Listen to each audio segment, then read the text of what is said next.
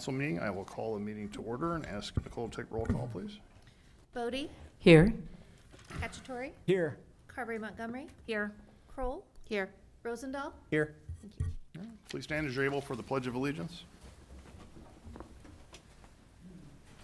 Pledge allegiance to the flag of the United States of America and to the republic for which it stands, one nation, under God, indivisible, with liberty and justice for all.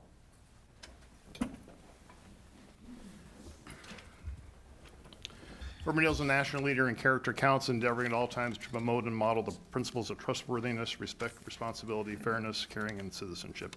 In conducting tonight's meeting, we expect that all participants will act in a respectful manner consistent with these principles. Item 2 is to approve the agenda. Is there a motion? So moved. Second. Motion by Rosendahl, second by Bodie. Discussion, please vote.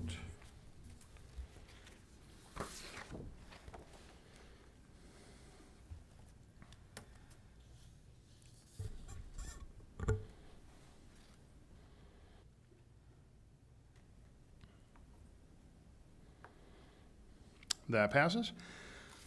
We have one presentation tonight. It's a proclamation for 2025 National Night Out, which is tomorrow night. That's why we're meeting tonight, because there's no way we could have a council meeting tonight or tomorrow night if with National Night Out going on. So that's why we're meeting tonight. So whereas the Urbandale Police Department is sponsoring its 16th annual Crime, Drug, and Violence Prevention Program on August 5, 2025, entitled National Night Out. And whereas nationally, the 42nd Annual National Night Out provides a unique opportunity for the city of Urbandale to join forces with thousands of other communities across the country in promoting cooperative police community crime prevention efforts.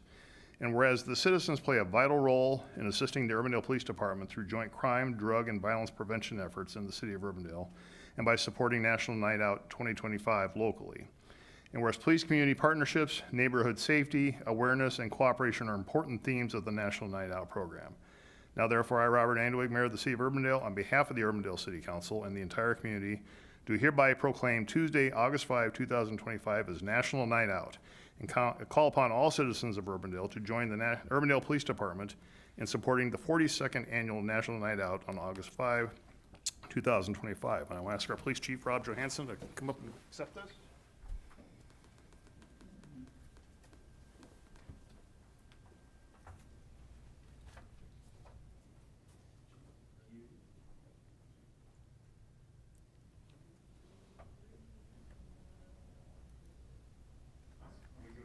Yeah, absolutely. So I just take this opportunity. I'm going to get the phone out because I'm going to miss something if I don't.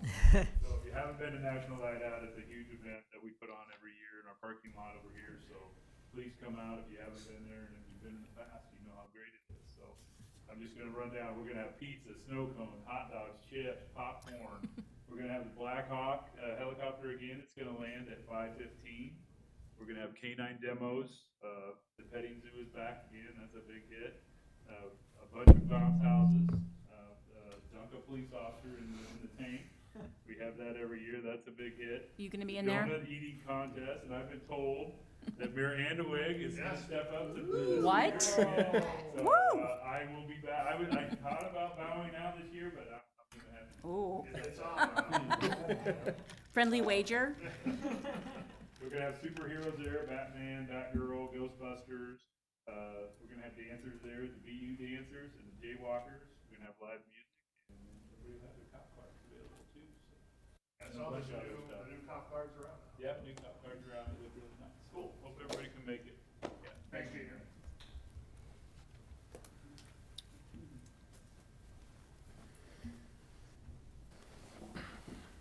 Okay, we'll move on to Citizens Forum. This is the opportunity to address the council on something that's not a part of tonight's agenda. Is there anyone who'd like to address the council this time? Okay, seeing none, we will move on. Item 5, that's the adoption of the minutes from the July 15, 2025 meeting. So move. Motion by Bodie, Second. second by Kroll. Discussion, please vote. Sorry.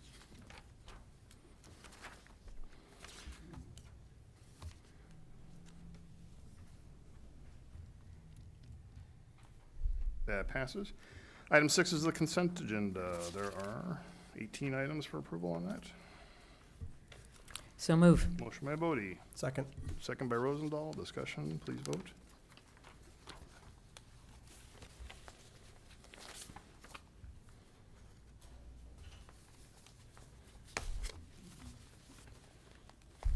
That passes.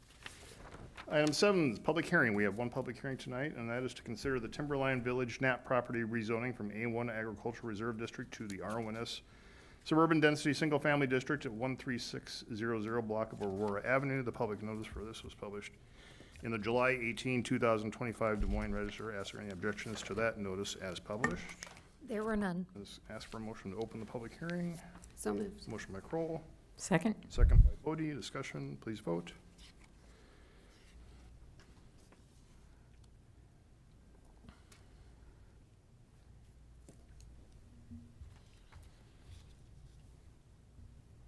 That passes. And introducing the item is our Assistant Community Development Director, Christy Bales. Christy? Very good. Thank you, Mr. Mayor. Tonight's rezoning public hearing is regarding this 34 acres that I've highlighted here on the map for you. So for reference points, we are on the south side of Aurora Avenue. This is Webster Elementary School. You can see kind of diagonal up and to the northeast. Vacant land owned by the same Knapp family to the east, southeast, and directly south. And we are straight at the east end of Quail Ridge Drive. The rezoning applies to, as I mentioned, 34 acres. It has frontage onto Aurora Street, and that stub street is built to access this parcel as well. About 4 years ago, a smaller portion was rezoned and a preliminary plat came through, but that all died and expired. So they're coming back to rezone the larger 34-acre parcel. We've seen a concept on how they plan to divide it. However, tonight is just about, is this rezoning appropriate for single-family detached housing? The A1 district, the agricultural district, currently requires a 20-acre minimum lot size, so they can't even split it into two. They are requesting a rezoning to R1S, which is our suburban density single-family district. I'm going to turn on some layers here so that you can see. So that A1 is that pale green. R1S property is what the properties are zoned to the west. The elementary school is in a PUD, and then other development a little bit farther out, but not necessarily attached. So they are requesting that same pinkish color, that R1S. The R1S zone district requires a 70-foot wide lot minimum, 8-foot side yards. And when the zoning first came through for the smaller parcel, we asked that they had one condition of rezoning, and that was to up the minimum from 70 to 75 feet, and they were agreeable to that. And we've put the similar condition on with this rezoning. You'll see those conditions listed in your staff report, and I'll go over them in just a little bit. To have the lots be at least 75 feet in width. That 75 feet in width was what was required of these adjacent lots, although they did exceed that 75, and the proposed development's going to exceed that 75 as well. But that was one of the conditions. Other parts of the development that will come in future phases, the 75 feet will not apply. It's how we've written it, and then we'll see those eventually as preliminary plats come through. A preliminary plat would be the next step. They have submitted it for a portion of this project, and they're going to break it out into at least 3 different plats. The property is designated as single-family neighborhood and parks open space on the Forward Urbandale Master Plan, and I'm going to turn on a layer here as soon as I find it. So you can see that kind of pale pink line that's a trail that's been discussed in concept. I'm just using it as reference for a little bit today. Parkland dedication will be required as the property is platted, with the goal that we get some sort of trail network up that continues from Douglas at its current terminus all the way up to Aurora. So while this isn't on tonight's consideration, I wanted to note it because the comp plan does designate, have this parks and open space, and this is why kind of thing. Chrissy, can you scroll the map so we can see the continuation Yes, this proposed way. down to Douglas? Yeah. Yes. So I'll take off the zoning layer because I think it'll help you look a little bit. These parcels that are pale green, are owned by the city of Urbandale. You can see right there where that trail ends, and the conceptual plan on how it will wind up there. There's quite a bit of topography through here, so this Right. this will take some design. It won't be a simple flat area to figure out, but that's the concept. That's what we're shooting for when we talk about a little bit more when we talk about platting, which you'll see in future phases. So Staff- NAP owns the southern one that's all trees, or appears to be Yep. all trees? Okay. They own they own that one, and then they own this one, and a family member owns this one. Thank you. Yep, you're welcome. So, staff is recommending approval of the rezoning, subject to the conditions, the designation, to change to single-family detached. Seems appropriate, given the comprehensive plan, given the adjoining development. We did put some conditions on that, and you'll see those in the staff report. I mentioned the first one earlier about the minimum lot width, and then there are some others that are related to Aurora Avenue and that future widening and design consideration. And one of those being alignment, figure out the alignment with Des Moines Christian as they think about their future site plans. So across the street to the north is the city of Grimes, but as you know, they're taking steps to sever from Grimes and come into Urbandale. So one of the conditions is to coordinate those access points. And then there's some sanitary sewer agreements and easements that we'll need as well. Tom Whitman is here from NAP, representing the project. I'll take any questions you may have first. It's a public hearing, and so I don't know if we also have people in the audience who'd be willing to speak as well. Thank you, Christie. Any questions for? Yes, Questions for so the area right on the west side that's open that we previously had a plat, so we're saying 75 feet on that. So are the other open spaces where they're proposing Yeah, additional plats? And then what are we looking at for lot width there? You said they wouldn't be 75. I'm going to have Tom speak to that. Okay. I can tell you, the preliminary plat that we have received is for the lots shown in red. Those are essentially 100 feet wide, and I say essentially because the two on the cul-de-sac are a little bit narrower, which is very typical. But they're coming in at 100 feet wide on that. And Tom can talk to you kind of about the designs for the future. I don't have those as concrete as what we have for the Timberline Village Plat 2. Timberline Village Plat 2 is scheduled to go to the Planning and Zoning Commission next week. Which is the red here. Yep, 8 lots on a cul-de-sac. So you will see those in a couple of weeks for your consideration, but tonight's about the rezoning question. Is this all like between where we have the red and the potential trail? I mean, is that kind of following like some creek bed and whatnot? Yep, what it looks there is like. a drainage way that runs through there, and this one's a little bit more defined, but it does Y off, and there's another one that goes here. Okay. And I'll show you, this is the contour lines. So when I say we've got a little bit of topography, where those lines are tighter and closer, it's steeper. And so you can see how that draws kind of, there's one here, there's one here, and then there's one up to the northwest. Well, there's one over here. Quick question, why do we need it to be 75 feet wide? Why can't it be smaller? That's certainly up for consideration if you want to. The minimum of the zone district is 70. We asked for 75 when we did this 4 years ago, just because that was the same requirement as put on those on the left. But we don't have to have that condition if you don't want to. I think they're going to exceed that on their own anyway, but certainly it does not have to be on there if you would like to remove that. Okay, thanks. All right, anything further for Christie? Thank you, Christie. Tom, you want to come up and give some points for the applicant, please?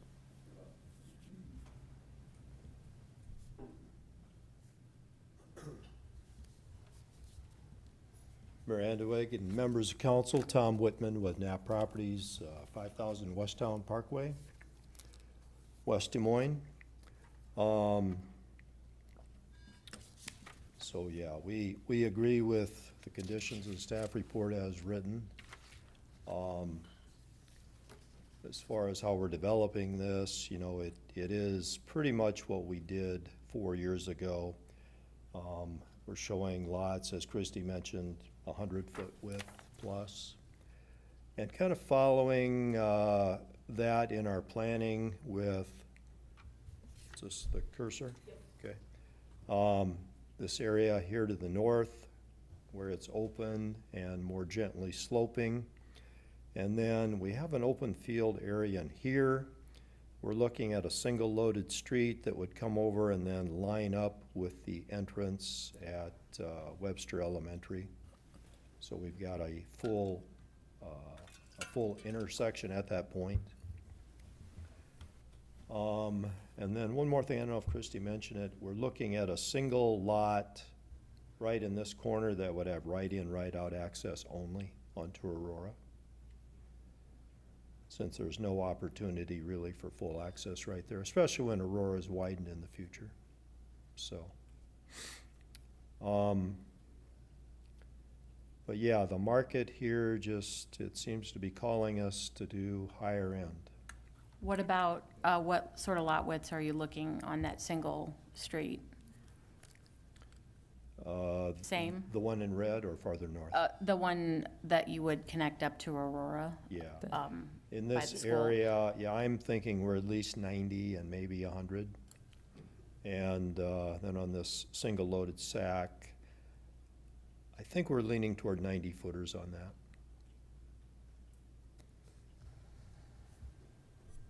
But you can see how these ravines really define the area we have to work with. So we're just kind of fitting these in as best we can and trying to save as many trees as we can, of course, because trees help sell lots and they're very expensive to remove, so.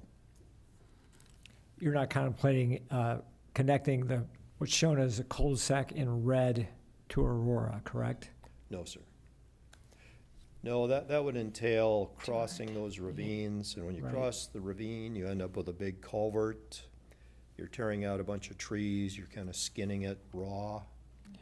So, you know, we just felt it was best to kind of avoid that, although we did consider it at one point. You know, a good observation.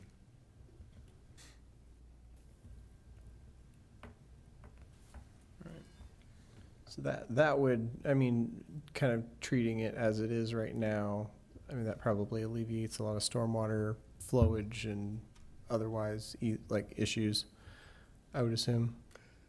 Right. You know, one thing we've tried lately is doing more check dams in some of these ravines. Instead of skinning out these ravines, tearing out the trees, making ponds and dams and storm pipe, just going in there with a lot of rock checks, you know, to kind of slow that water, filter it out, leave it more natural. We did a big project in West Des Moines where we did that. I think we had close to 50 rock checks. And we've been talking to engineering here about something similar. So we like that concept and think it looks more natural and certainly preserves more trees. All right. Is there a drain on the north side of Aurora there? Like that, like, connects in? Here? On the northwest, there's like a really, really deep cut, and then Right- there's right kind of here? a little hole directly north of it, yeah. Yeah, right here. Yeah, you're right about that. There's a pipe under the road that follows this ditch all the way down. Okay. Yeah, exactly. Thank you. Yep. All right. Anything further, Tom? No, sir. All right, thank you. Thank you. All right, this is a public hearing. Would anyone else like to address the council on this, either for or against? Okay, seeing none, then is there a motion to close the public hearing? Motion by Cacciatore, Second. second by Bodie. Discussion, please vote.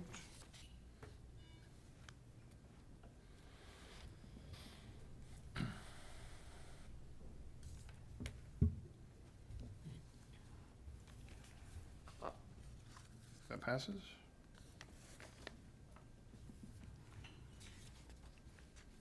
Is there a motion motion on the item? Motion to approve ordinance 2025-15. Second. Rosendahl, second by Cacciatore. Discussion, please vote.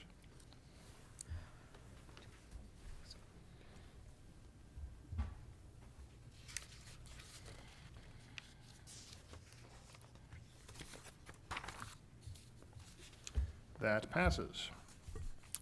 Moving on to item 8, to establish public hearings, and first is item 8.1, to establish a public hearing for a Meredith Drive right-of-way boundary adjustment, and that would establish October 8 as the hearing for that. Christie would answer any questions if there are.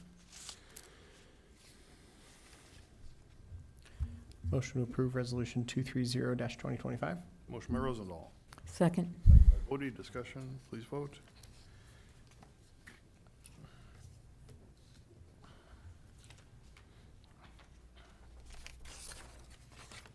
That passes. Item 9, planning and zoning items versus item 9.1, the Barrett Estates Plat 5 preliminary plat at 147th Street and Waterford Road. Christie? Turn off some layers here for a second. Very good, thank you. This preliminary plat before you, so let's see, for confusion, I'm going to take this line off. We are up in the Roble development, the PUD master plan.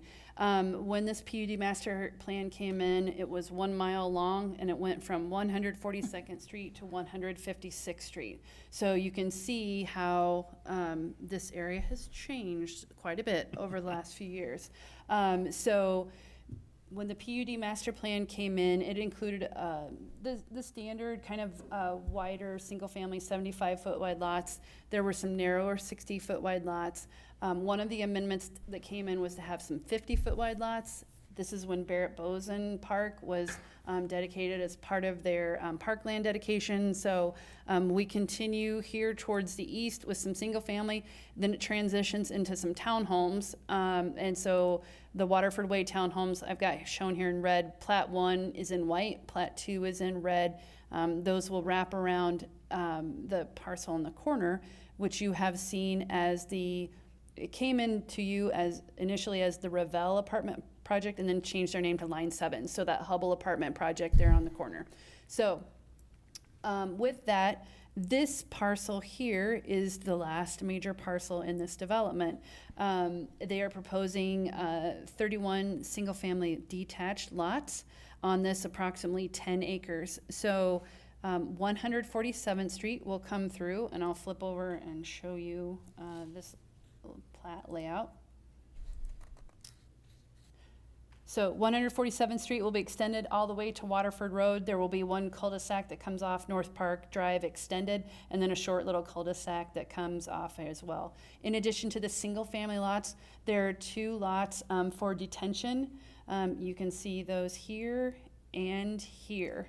30-foot standard building setback. They do have the 50-foot landscape setback along Waterford, which was always envisioned as part of this. That requires the berm and the landscape plantings, just like we did on the other phases, and it's a very typical requirement when it backs up to arterial houses or arterial streets. Excuse me. The lot sizes range a little over 6,500 square feet. The bigger cul-de-sac is a little over 19,000 square feet. And over half the units exceed 8,750. And I note that because that's a typical R1S design. All houses have 2-car garages. There's some design restrictions that we put on these lots as well, and those are noted in the staff report. Sanitary sewer and water is in the area and will be extended into the site. Actually, sanitary runs through here already, but they'll extend those as you would expect for the development. Staff is recommending approval, subject to the conditions in the staff report. Planning and Zoning Commission recommended approval when they had this in front of them as well. Brad Cooper is here from Cooper Crawford, representing the project. I'll take any questions you may have, and then he can follow up with any if I can't answer them. All right. Thanks, Kristen. Any questions? I'm just curious, starting on my time here at the city on the Plan and Zoning Commission, how long have we been working on this mile long stretch. I feel like I wanna a say long time. 16 or 17. Yeah, Staff report 16. says 2016. that's not as long as I feel like it has been, but I don't know. It's exciting though Yeah. to see like a whole mile like fill in Yep.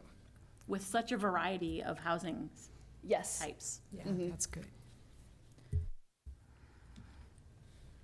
These are, I'm seeing like 50 foot, 45 foot, or I guess 49, that's not a 5. Like mainly 50 foot, like kind of along the main road. Yes. Okay. And this area, when they amended the PUD for it, so it could have been townhomes or it could have been single family with a minimum 50 foot. They've decided to go with the 50 foot and have had good success out here with some other 50 foot wide lots. Excellent.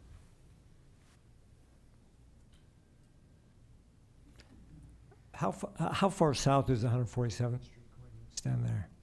Oh, I'll flip over to the other map because it's already there. It comes Oh, I through, see. and then it cul-de-sacs into the next development to the south. Got it. But as they were laying streets out, and you'll see, I think this is 145th, yep.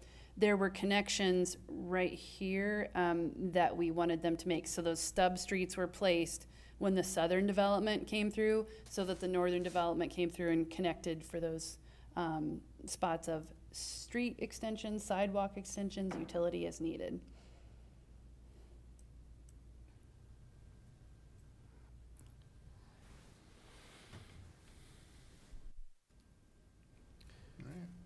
And is that a playground south, by Bent Ridge, or Bent Creek Ridge? Here, Mm-hmm. yes. Okay. That wider trail goes through there and kind of around those single family, and then it comes up here as well. Sweet.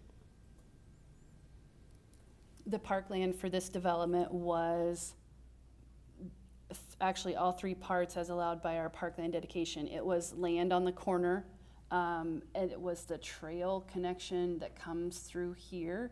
And then that wasn't enough to really make their match, so these three western plats, the townhomes, the multifamily, and this one will have a cash contribution. You got hot plans for that, Jan?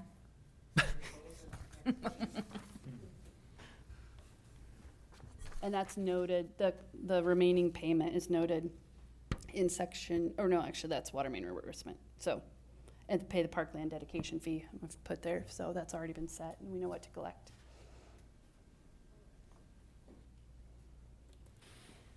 All right. Any other questions? No, is there a motion?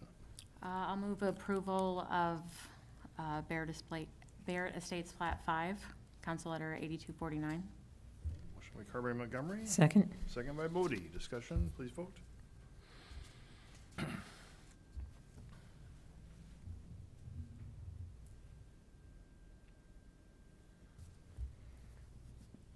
That passes. Item 9.2 is consider the Waterford Point Plat 3, final plat at 142nd Street and Coyote Drive, or Coyote Drive. Coyote. Some say Coyote. We say coyote. At least the staff level. Coyote Drive. So I'm gonna turn this handy dandy layer back on. I think, I kind of lost track. Within the last 5 or 6 months, you had an extension of a preliminary plat for this development. We are now here on the north side of Waterford Road, on west side of 142nd Street. So 142nd Street's the county line. And this is a single-family development, also with 50-foot wide lots, that will include the extension of Coyote Drive to 142nd Street, and then have another connection here on the south side as well.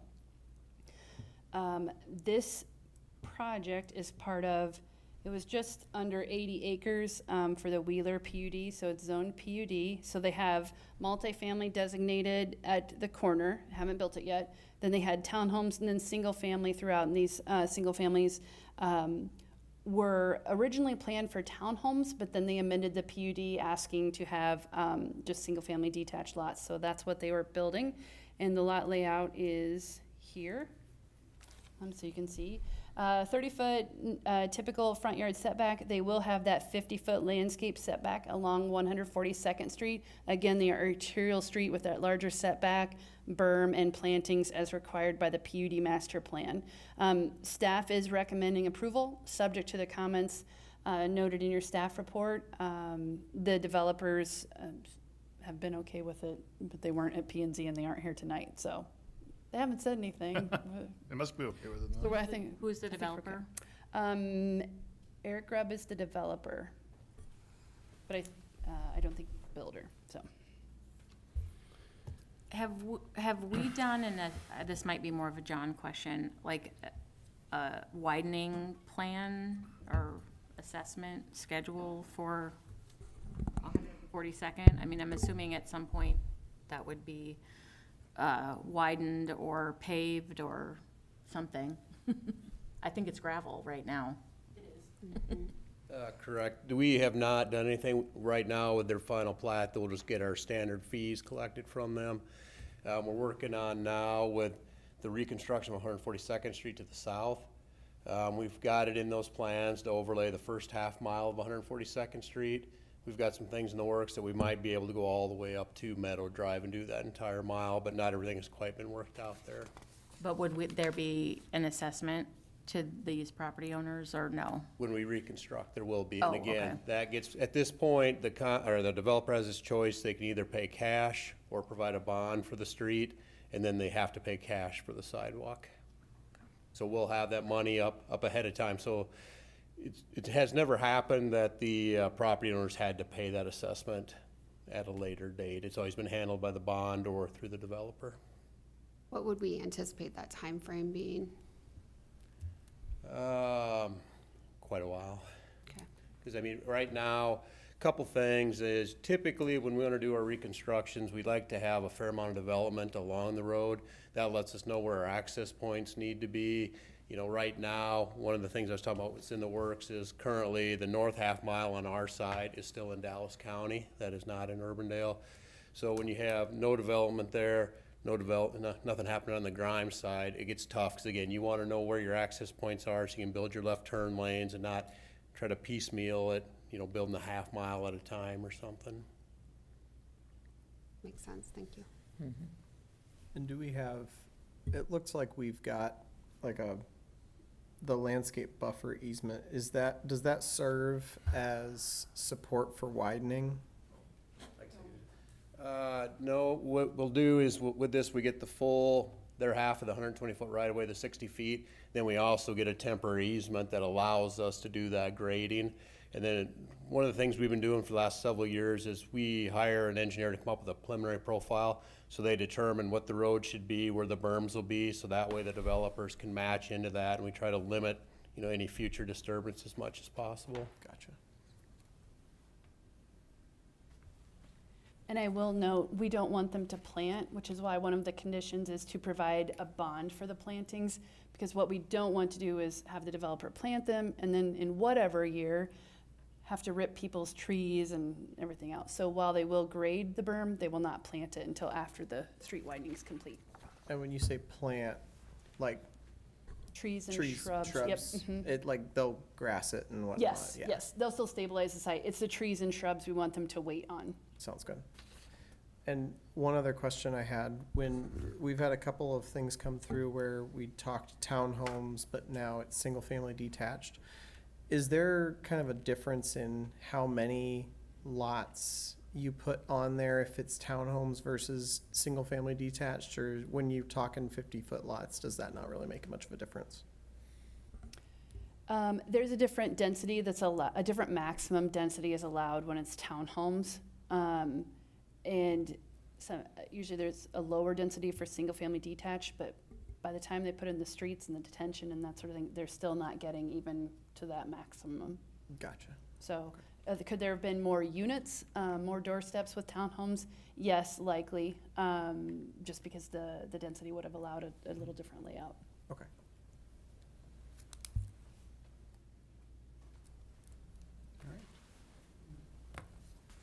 Motion to approve Waterford Point Plat 3, final plat.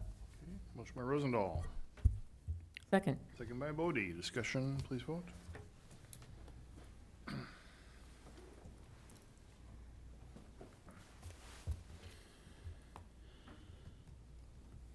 That passes. Item 10.1 is consider the special bow hunting of antlerless deer for the 2025-2026 season, and introduces is our police chief, Rob Johansson. Chief?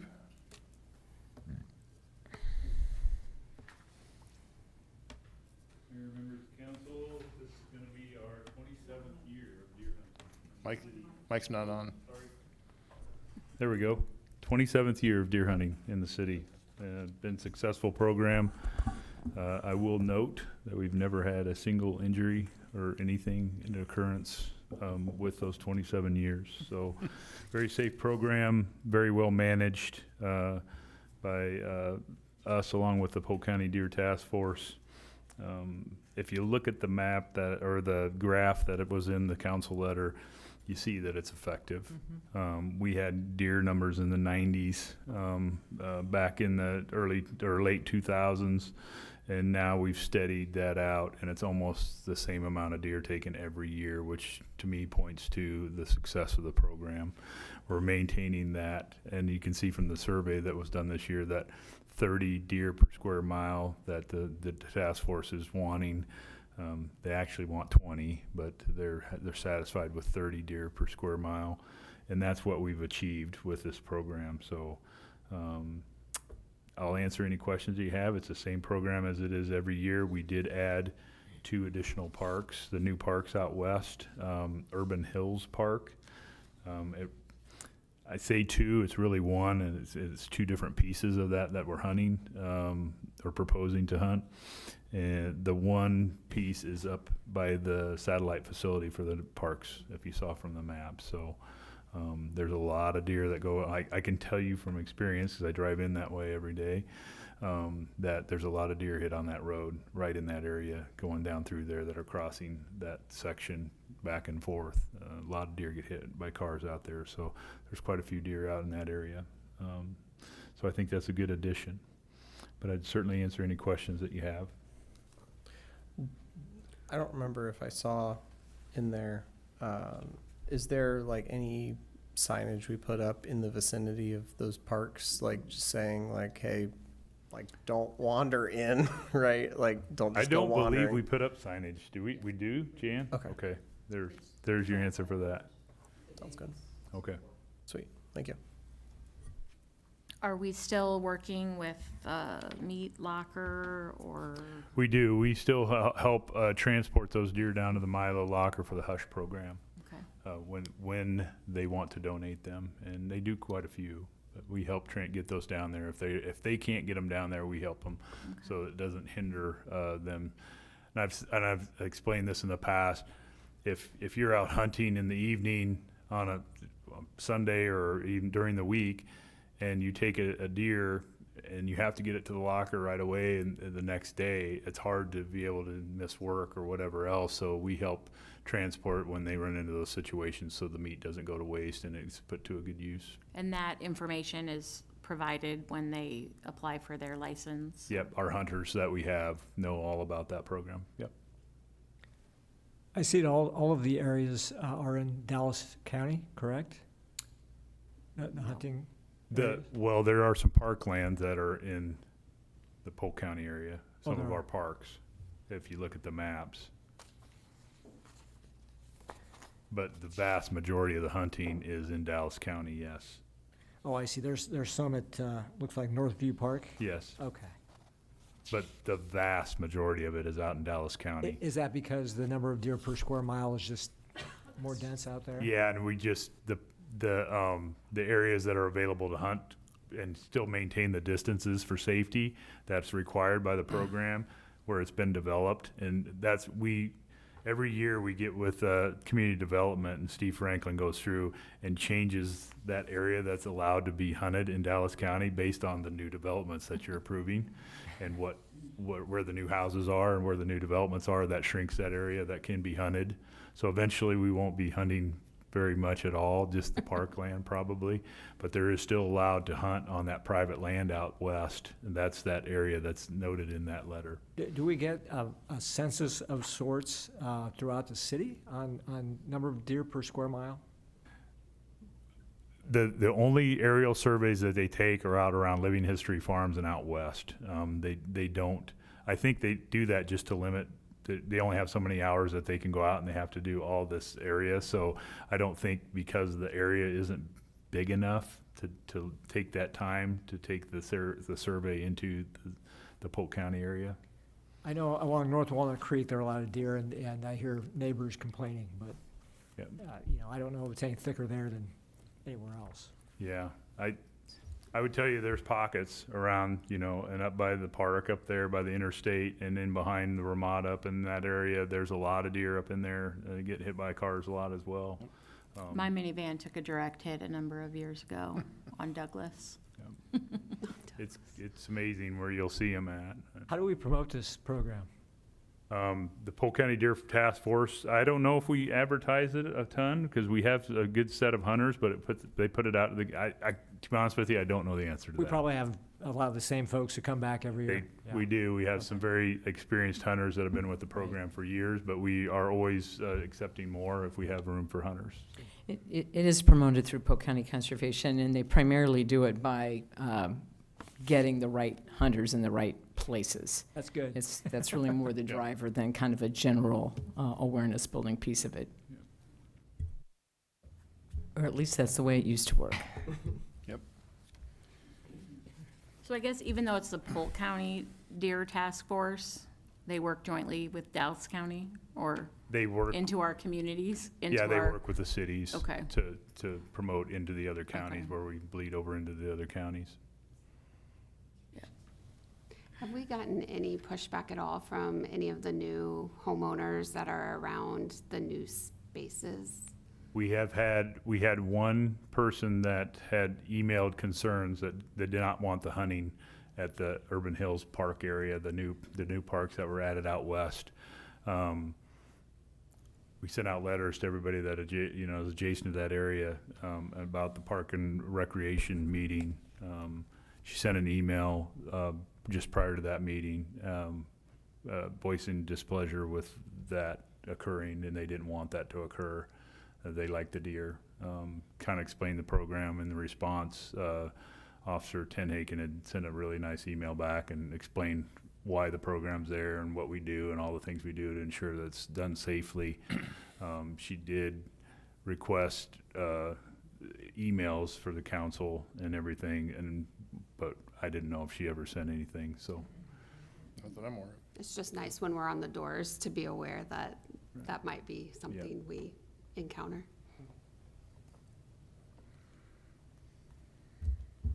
I move approval, Council Letter 8241.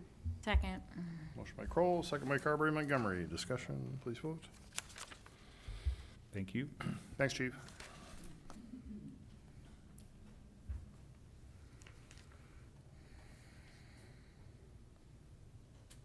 That passes.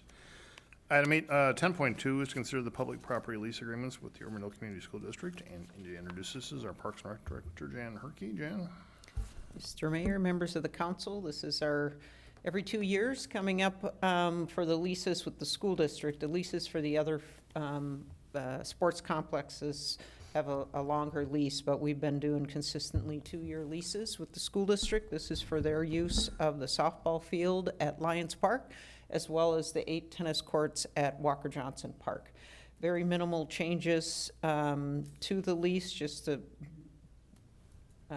slight change in regards to the ingress and egress, and for them to get to just being able to put it in the lease that they want access to the tennis courts and to the softball courts or fields, which is a given, but they wanted that, their legal wanted that articulated in the lease.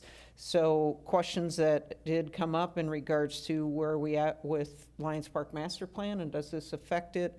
The school district did request a 4-year lease, and David and I and staff talked and said, you know what, let's be consistent with the 2-year lease. We're pretty confident that nothing's going to happen with a new shelter house in that northwest corner in the next 2 years, unless you know any huge benefactors that want to donate a lot of money. So we got back to the school district and said, let's just stay with the 2-year lease. We certainly will revisit again in 2 years, and if we anticipate that no further there's no activity or no moving forward master plans, and we can consider it in 2 years. So this is in regards, again, to the Lions Park softball complex and Walker Johnson tennis courts. Be happy to answer any questions. Okay, thanks, John. What, with the Lions Park pickleball / tennis Mhm. courts, was there any conversation about them wanting to use those instead of the Walker Johnson ones? No, there's only one tennis court at Lions Okay. Park, Got it. and with 8 is what they need for their teams. They do now have a spring season and fall season. The girls and the boys compete at different times of the year, so we're working through that in regards to when we rent the Giovanetti shelter and people using the Giovanetti parking lot when the renters and so forth, so that little more of a challenge, but we're working through that with the district. Jen, I did have just a chance conversation with Dr. Daca last week, and she mentioned, about the particularly the softball diamond, just, hoping that she understands the 2-year thing, but just want to make sure that, she's actively looking at what their alternatives are, but we need to make sure we also have a smooth transition from that. So it wouldn't be, hopefully, in 2 years, if they don't have a plan yet put in place, and as far as where they're gonna go, we don't just say, okay, you're out, type of thing. So Yeah, that's the only thing I just want to note. I think they're cognizant of eventually that will not be there, but we just want to make sure we're having the communications open and having that smooth transition, so. Definitely. We've been, since the master plan in 2022, we've certainly keeping them in communication, their facilities committee, involved with those discussions as well. So, like I said, unless we get a huge benefactor, I don't anticipate, we've done the improvements to Lion Shelter. I anticipate that to be around for a few years. So we realize that is a significant change, and we don't take that lightly. So we will keep Well, working with them. it's prudent for 2 years with the master plan there and what we're looking at with Walker Johnson, or the fact that we're exploring options. Correct. I think 2 years is prudent, and obviously we would bring them along. I don't want to spring anything on our friends on the school board. Right. They know where I live. And the school board and the Parks and Rec Commission has already signed off on this, so they're in agreement. Move approval, council letter 8236. Motion by Kroll, Second. second by Bodie. Discussion, please vote. It was a photo finish, so. Oh. Or was it Carberry Montgomery? I don't know who. I don't think I did. Oh, okay, I'll amend that. It was Carberry Montgomery. I'm sorry. I hear a voice over here, and I hear voices everywhere. But anyway, it passes. All right, that's item 10.3 is to consider the equipment purchase for the sewer televising equipment, and John would answer any questions if there are. Move approval, council letter 8248. Motion by Kroll. I was just curious. Yeah, sorry. I was just curious, with the, 25,000 that would be, coming from the districts, is that gonna, derail any other purchases, or is that just from a savings?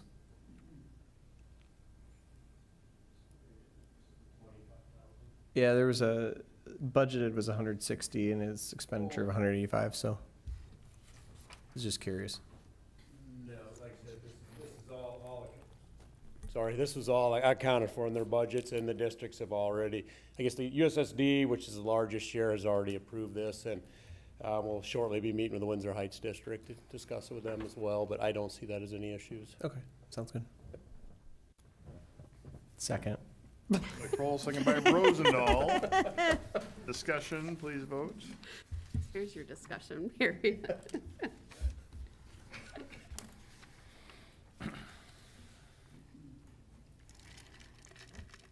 That passes. That takes us to the end of our regular agenda. So item 11, city manager's report. Curtis, anything to add tonight? Okay. Amy, our council reports? Sure. So first of all, shout out to the police department and to David Jones for assistance during the point in time count.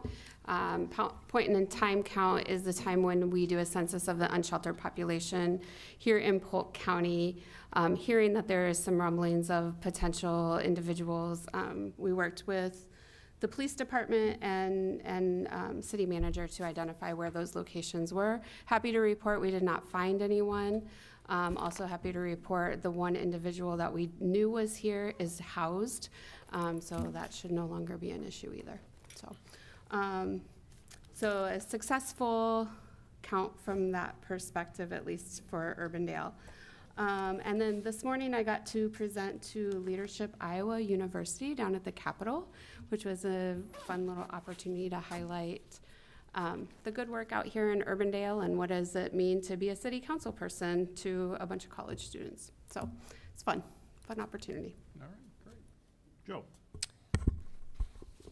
Well, first, I want to congratulate everyone who worked to achieve the Thriving Communities designation. That's great news, and I think a feather in our cap. Attended the Reimagine Walker Johnson Park event at the Giovanetti Shelter.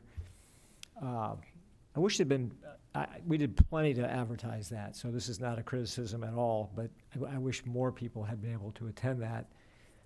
And I really liked the format they had there, which was, you know, you had to pick between different options with regard to the different features, and I think that's going to help the consultants narrow down what the community wants there. So thought that was a constructive exercise. I also had a conversation this afternoon with Curtis about something on the consent agenda, the vicious dog agreement that we've entered into. I'm not opposed to such agreements. I think we might want to revisit some of the requirements that are in code for something like that. In particular, I was concerned about the amount of liability insurance that we would require if there is a vicious dog. At present, I think the minimum is $100,000. I understand that these particular owners have $300,000, which gave me some comfort, but it'd be my view that we should revisit some of those provisions. They seem to be a little bit outdated, and in particular, that liability insurance amount, I think, is too low.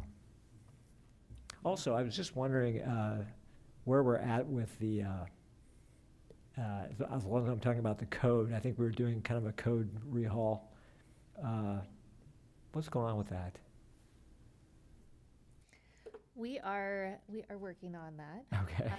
We have it tentatively slated to do an update at the October Lunch and Learn.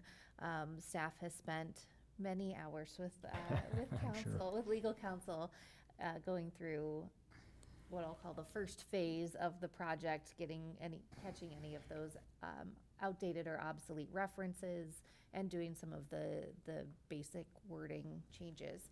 So we're finding more. It's quite the beast of a project. I have no doubt. And flipping some of the legislative histories to references, and vice versa. So we are well underway and hope to have something for you to review. Our goal tentatively is to have it all wrapped up, at least what I'm calling phase 1, by the end of this calendar year. Awesome.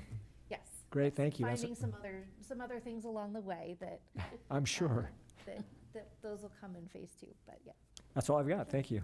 All right, thanks, Joe. Blake?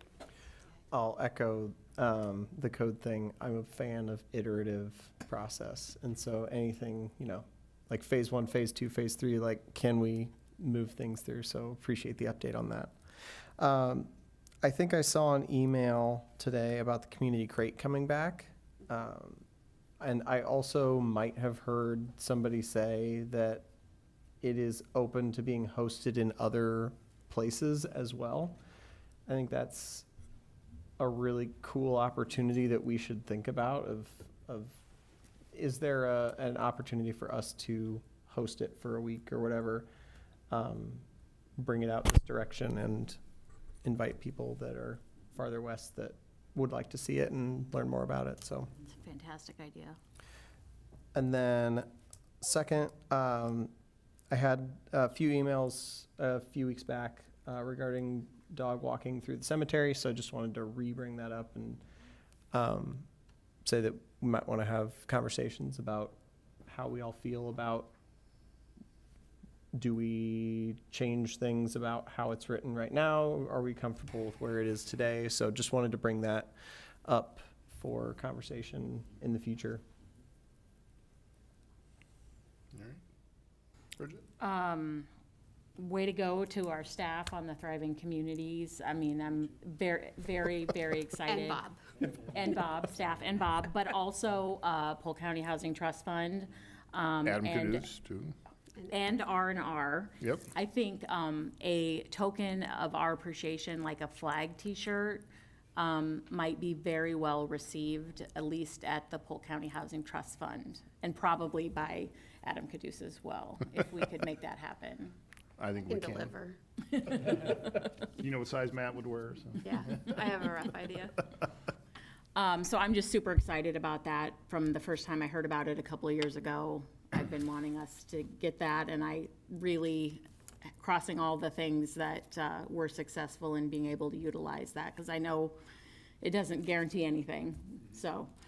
And I wanted to congratulate the Waukee Northwest girls softball team on a 5A state championship the week before last. Their team was led by several Urbandale girls, including members of the All-State team, Meredith Thompson, and the captain of the All-State team, ninth grader, Sophia Schlater, from Urbandale.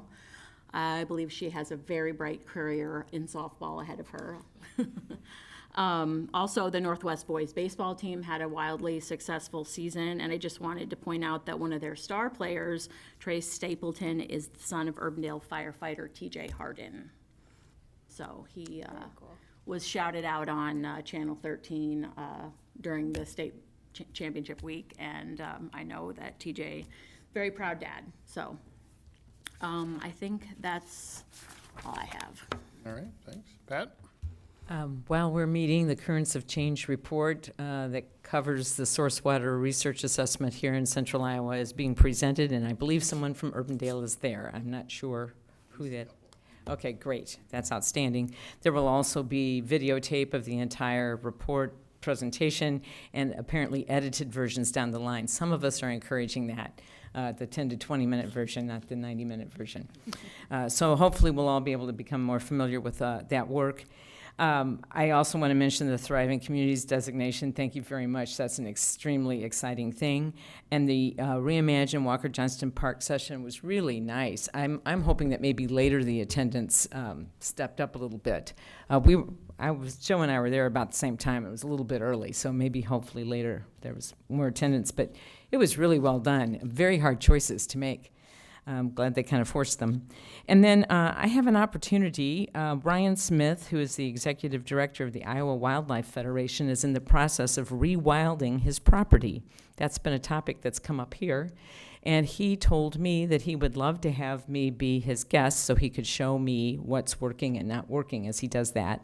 And if someone other member of the council would like to join me for that, I don't think we can have two, right? Just one? I would be more than happy to have someone accompany me, but I think that would be worth doing. It was something we'd try and do soon, because on September 9th, I'm keynoting the Iowa Water Conference, and I want to include something about rewilding in that conference, so I'm trying to get there between now and, say, September 5th. So bear that in mind. Let me know if you're someone who would like to do that, and I'll try and schedule it with you. That's it for me. Thanks. Thanks, Pat. Just want to echo the Thriving Communities designation. It was wonderful. The presentation, I could just tell in the room that the board was looking at this and was very engaged with us as far as the entire presentation.